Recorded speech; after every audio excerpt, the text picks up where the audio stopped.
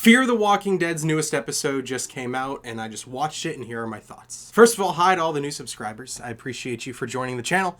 If you happen to click on this video, it's different than the trailer reactions I just uploaded. Part of my channel is TV show discussions and movie discussions, but don't worry, more trailer reactions will be coming soon. This episode of Fear the Walking Dead was a serious step up, in my opinion, compared to the average episode of season 7. Before I get too deep into this video, though, this is going to be filled with spoilers, so if you haven't watched it, go back and watch it, and then come back and watch this. Fear the Walking Dead, I love. I've always been a defender of Fear the Walking Dead. I've always been a defender of the universe of The Walking Dead in general.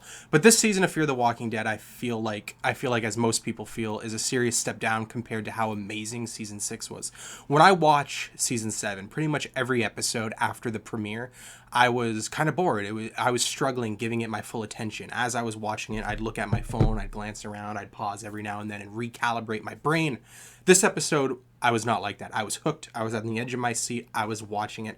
This episode may be my favorite episode of this season, not including the premiere. I haven't watched the premiere since it premiered, though, so I gotta go back and watch it and then come back and watch this one. What this episode does so beautifully, so amazingly, something that I love, something that I wish the show did more.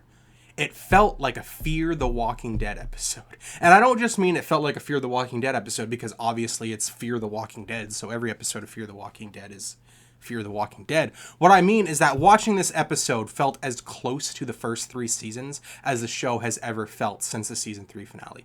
This episode focused entirely on Strand, Alicia, and Salazar. And speaking of Salazar, Salazar was finally in this episode very similar to how I loved him in early seasons of the show. Something I wish that they let him do, that they never really let him do. They hint at it sometimes, but this episode he finally does that. He unleashes the badass parts of him. He kills multiple people, and it's amazing to watch. And also with Daniel, he has flashbacks to Ophelia. You see Ophelia's face on screen. They show you clips from season 3 of the show. And I loved it. So I'm really happy that they're showing you archival footage of earlier seasons of Fear. It's really connecting the show more than ever. And Strand and Alicia, they've always had a complicated relationship. Always. They weren't necessarily huge, like, characters that interacted with each other too frequently in early parts of the show, the first 3 seasons. But ever since season 4 came out and onward, they've always had this sort of dynamic because I feel like they've had to.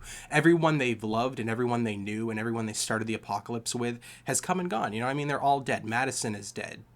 Nick is dead. Everyone they really knew is dead. So they really had to lean on each other a lot. And this episode has their relationship sort of come full circle. I feel like in a sense they finally admit how they feel about to each other. Well, Strand does at least. He says he loves Alicia like a family member. He says that she's the closest to family that he has left, that he considers her almost like a daughter. And it's really beautiful to watch, and I liked it a lot. And again, I just really like how the original Fear the Walking Dead characters were highlighted this episode. And however, this does bring up one of my critiques, and I'm not going to say it's a critique because I have to rewatch season 7. But Strand essentially confesses to Alicia why he built the tower the way he did, why he's leading the way he is, why he's essentially being a villain. And he says he's in a way doing it for her. I'm not saying I don't believe him, you know what I mean? But it's one of those things where I have to rewatch the season to see if his actions actually back up what he's saying. Like if you go back and you watch all of Strand's actions and his decision making and his interactions with characters and things he's said, to see if he really did feel that way or if it's just lazy writing and he wasn't actually feeling that way, and come the end of the season, like, let's give Strand emotion and let's give him a motive, and the motive doesn't really match any plot that happened beforehand. Also in this episode, something I really liked, but something I have a small critique with, or kind of a major critique with, and that's Wes. Wes essentially attempts to take over the tower. He draws his gun on Strand. He has his people turn on Strand. And it's really fun to watch. It's really cool seeing Strand and Alicia essentially team up. They were the main enemies at odds with each other. They were the leaders of their respective groups, and now they're teaming up against Wes, and Wes essentially trying to take over the tower, like I said. And I love this and I dislike this because, one, I love it. I love the idea of a side character, a character that's not really that important to the show, but was liked up until a few episodes ago. And having him decide to take over, having him, wave his gun against the main villain. Like, I feel like in the Walking Dead universe, side characters are always side characters. You know what I mean? They're very rarely given the chance to step up into serious roles and serious arcs. And I love the idea of a character that was in the background, a side character, again, coming forward, deciding to go up against the main villain. I really like that idea in theory. However, executed, I do think West's arc was very poorly written.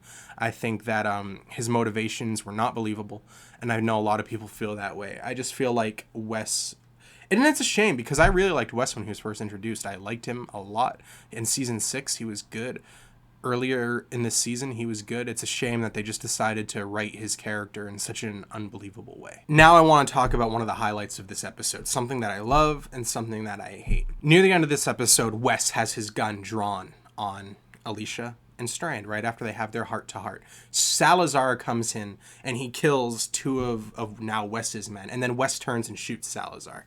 Thought Salazar was going to die. It looked like he was clutching onto his heart. Salazar didn't die, and I really, really doubt he's going to die next episode. I'm thankful for that. I was scared they were going to kill him off, and I was going to be pissed if Wes was the one to kill him off. And then Alicia has her gun on Wes. Wes has his gun on Alicia. And Alicia's trying to talk him down. She's trying to talk some sense into him. She's trying to connect with him, have a heart-to-heart with him.